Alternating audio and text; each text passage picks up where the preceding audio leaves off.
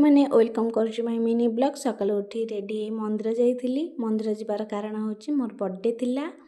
तो इवनिंग रे मोर birthday celebration होता। बहुत सारा आयोजन भी होता। तो बर्थडे केक भी कटा होता। तो बर्थडे केक भी काटी देइतिली।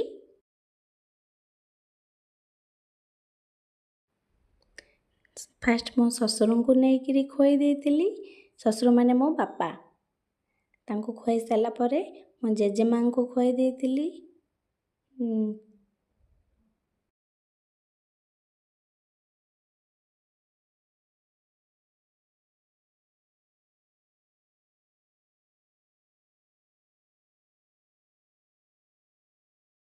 एमती समस्त को जन जन को खुआई देइतिली।